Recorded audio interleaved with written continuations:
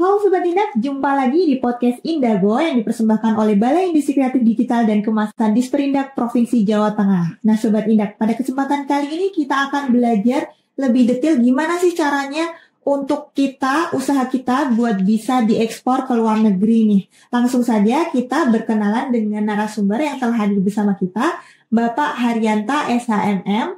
Beliau adalah Kepala Bidang dari Perdagangan Luar Negeri Disperindak Provinsi Jawa Tengah. Langsung ya kita kenalan dengan Bapak Haryanta ya. Selamat pagi Bapak. Pagi Mbak Sasa. Iya Pak, mungkin bisa diperkenalkan diri terlebih dahulu Pak terhadap Sobat Indak nih Pak, supaya lebih kenal lagi ya Pak. Iya Mbak Sasa, tadi Mbak Sasa sudah memperkenalkan diri saya bahwa memang saya adalah sebagai Kepala Bidang Perdagangan Luar Negeri Dinas Pendidikan Provinsi Jawa Tengah Mbak. Iya. Kebetulan nama saya Haryanta. Iya. Ya, salam kenal Bapak. Salam kenal untuk teman-teman kami di sini mungkin akan memberikan keterangan atau penjelasan terkait dengan beberapa hal yang mengenai ekspor ya Mbak. Iya betul. Nah Sobat Indak, jadi Pak Haryanta ini tuh Bapak ekspor nih ya. Nanti kalau misalnya mau tanya-tanya lebih detail kita bisa ke Bapak Haryanta ya Pak ya. Siap. Nah ini Pak, sebelum kita masuk ke pertanyaan inti nih ya Pak tentang gimana caranya ekspor buat Sobat Indak ini, mungkin awalnya kita kenalan dulu sama prospek dari ekspor di Jawa Tengah ini seperti apa ini ya Pak ya. Mungkin bisa dijelaskan lebih detail Pak? Ya Mbak Sasa, terkait dengan ekspor Jawa Tengah, kalau kita melihat data ya, bahwa di tahun 2018 sampai tahun 2022, tren pertumbuhan ekspor kita 9,12%, tren pertumbuhan ekspor kita selama 5 tahun terakhir. Dan di tahun 2022, kita bandingkan tahun 2021, ekspor kita naik 8,61% itu pasca pandemi COVID-19 ya. Kan tetapi memang di tahun 2023 ini Januari sampai September ekspor kita turun kalau kita bandingkan dari year on year-nya. Jadi turun 15,24%. Akan tetapi kita masih optimis karena apa? Karena perdagangan Jawa Tengah, neraca perdagangan kita masih surplus dari tahun 2020 sampai tahun 2023 ini selalu surplus. Dan kami tetap optimis di tahun-tahun ke depan nanti kita ekspor kita semakin meningkat. Berarti masih ada prospek yang baik ya Pak ya terhadap ekspor di Jawa Tengah ini ya Pak ya. Nah itu biasanya komoditas yang ada di Jawa Tengah ini yang biasa diekspor itu apa aja sih Pak? Atau produk-produk gitu Pak? Komoditas yang diekspor dari Jawa Tengah ke luar negeri, kalau kita kelompokkan kita ada yang utama ya, yang utama ada tekstil dan produk tekstil. Tekstil dan produk tekstil itu kain kemudian gitu kain untuk bahan pakaian. Kemudian juga termasuk benang. Benang juga termasuk garment, termasuk juga garment tekstil lah, itu namanya tekstil produksi. Dan juga produk-produk tekstil lainnya, misalkan ada korden dan sebagainya. Itu ekspor kita cukup banyak terhadap produk itu. Terhadap produk itu kita sekitar 39% dari total ekspor di Jawa Tengah. Kemudian yang kedua itu kayu dan barang dari kayu. Dan barang dari kayu itu seperti kayu olahan, itu untuk bahan-bahan bangunan, kayak mungkin kayu lapis, kemudian juga untuk itu apa yang untuk pintu itu daun pintu seperti itu. Kemudian papan-papan seperti papan tapi papan ini yang sudah halus 4 sisi ya. Kalau halus 4 sisi itu yang dibolehkan, kalau halus 2 sisi belum dibolehkan. Termasuk produk-produk itu sekitar 17%. Mbak. Kemudian yang ketiga itu alas kaki itu menduduki 11,14% terhadap ekspor Jawa Tengah. Jadi total ekspor terhadap 3 kelompok komoditi ya, karena kita tadi menyebutkan misalkan tekstil dan produk tekstil itu ada berbagai macam produk gitu. Kemudian kalau kita menyebutkan kayu dan produk kayu berarti ada berbagai macam produk juga di Produk situ kayu ya. gitu. Total terhadap ekspor ketiga kelompok komoditi tersebut 68,20% dari total ekspor Jawa Tengah. Jadi memang didominasi oleh ketiga kelompok produk Ketiga tersebut. kelompok tersebut. Tadi ada tekstil, produk kayu, sama yang terakhir alas kaki ya Pak ya. Itu tiga ya, itu ya tiga. Ternyata di Jawa Tengah banyak juga ya Pak ya yang itu ekspor produk-produk tersebut ya Pak ya. Ya, itu 68,20% sendiri. Ya. Terus biasanya tuh dari produk Jawa Tengah gitu diekspornya ke negara mana aja ya Pak ya? Kalau kita melihat ekspornya kita itu kemana saja, tentunya kita yang pasti tahu bahwa ekspor kita itu kebanyakan ke negara-negara seperti Amerika Serikat. Amerika Serikat itu negara tujuan ekspor kita yang paling utama. Kemungkinan juga mungkin Indonesia secara keseluruhan itu mungkin juga Amerika Serikat. Yang paling besar di Amerika ya Pak ya? Paling besar di Amerika ya. Mendominasi. Ya, betul. Nah, ini kan tadi kan kita udah membahas secara umum nih ekspor di Jawa Tengah nih ya Pak ya. Pasti Sobat Indah kan pada penasaran gimana sih caranya buat ekspor gitu Pak? Mungkin bisa dijelaskan persyaratannya dulu atau seperti apa gitu Pak? Ya Mbak, gini. Bagi orang yang awam tentunya kita harus tahu kalau kita rencana atau kita ancang-ancang kita mau melakukan ekspor, tentunya kita harus memiliki perizinan dulu ya, NIB, nomor induk berusaha, kemudian NPWP, dan juga harus ada akses kepabeanan.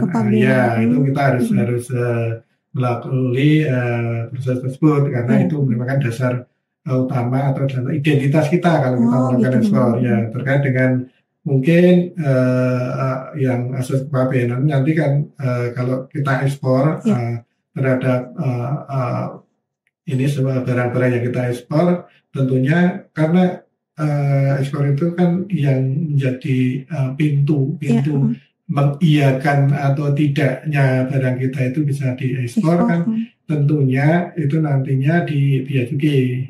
Bea Cukai ya. Untuk itu kan adanya akses kepabeanan terkait dengan pelaporan pemberitahuan ekspor barang. Jadi kalau ekspor barang itu ada pemberitahuan ekspor barang yang ke Bea Cukai. Nanti Bea Cukai melihat aturan itu sesuai dengan peraturan yang ada di Indonesia, tentunya juga dari Kementerian Perdagangan, kemudian dari karantina, kemudian dari mungkin dinas mana yang itu terkait dengan produk tersebut. Adakah aturan tertentu yang merupakan itu suatu syarat yang harus dipenuhi sehingga mereka bisa melakukan ekspor.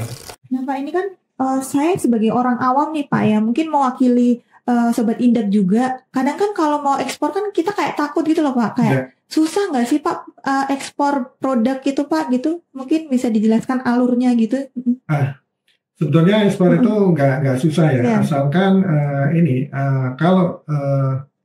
kalau si suatu pengusaha itu mungkin ya pemula ya, mungkin itu tadi harus dipahami mengenai karakter produk kita tadi produk yang termasuk kategori barang yang bebas atau yang dibatasi. Kemudian kalau kita tahu sudah paham dengan produk kita sendiri kan.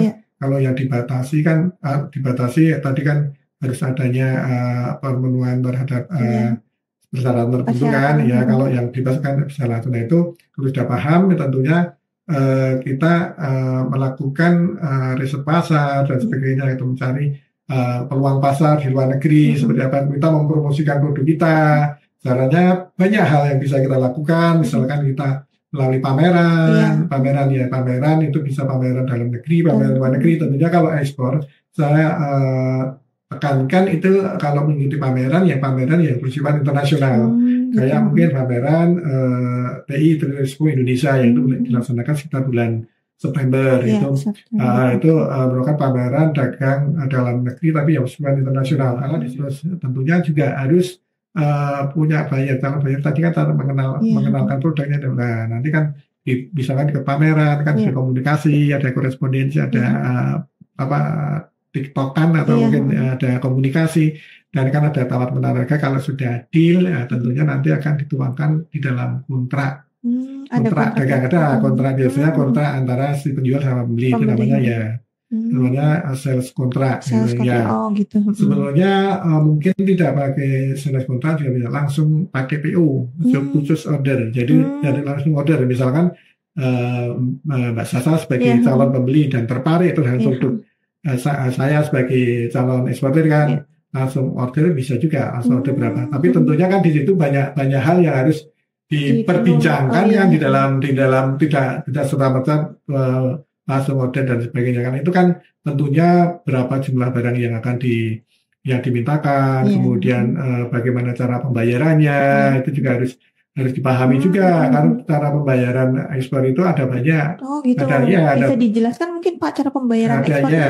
Cara pembayaran ekspor ada yang pakai sistem LC, letter of credit, ada yang pakai TT, trade transfer, ada yang pakai vessel export, dan ada kurang lebih seperti itu. Kalau dari sisi keamanannya, saya sebagai pemerintah kalau saya sarankan kalau itu ekspor kita dalam jumlah yang cukup besar, apalagi pemula itu alangkah lebih baiknya kita pakainya LC, letter of credit, karena letter of credit itu ada LC yang sifatnya itu aman. Jadi LC yang aside ketika ditunjukkan itu bisa segera dibayarkan terhadap produk ekspor yang kita ekspor. Kemudian ada yang aside, kemudian confirming itu dikonfirm oleh bank, jadi dijamin oleh bank bahwa bank mau menjamin bahwa dia akan segera melunasi atau membayar LC itu kalau semua persyaratan yang di dalam LC itu terpenuhi. Yang confirming dan irrevocable itu LC yang tidak bisa dibatalkan oleh salah satu pihak. Itu yang paling aman Pak LC. LC ya Pak. Selanjutnya nih Pak, tadi kan udah disinggung sedikit ya bahwa pemerintah di Disperindak terutama yang melakukan pendorongan, ada usaha untuk melakukan pendorongan ekspor ini ya Pak ya, salah satunya dengan adanya pelatihan itu tadi ya Pak ya. Nah mungkin buat Sobat Indak yang ingin mendaftar itu gimana caranya Pak, dan biasa dibukanya itu bulan apa gitu Pak? Pelatihan khusus yang ekspor coaching program ekspor coaching program itu dibuka di bulan Januari Mbak.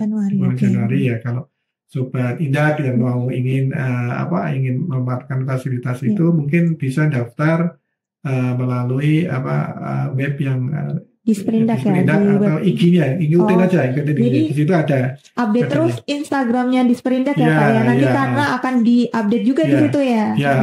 Di situ daftar melalui situ, karena kita semua sudah nanti yang kita respon, yang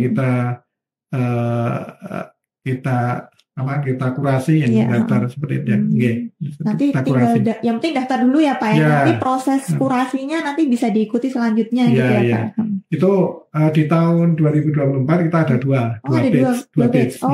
Jadi nanti 6 bulan, yang satu mungkin di sekitar kita lakukan di Banyumas, yang satunya mungkin di Semarang ya. Gitu. Jadi Sobat Indak jangan lupa buat update terus Instagramnya Disperindak biar tahu kalau misalnya ada pelatihan coaching apa tadi Pak? Coaching program ini. Kalau mau ekspor, belajar tentang ekspor ya Pak.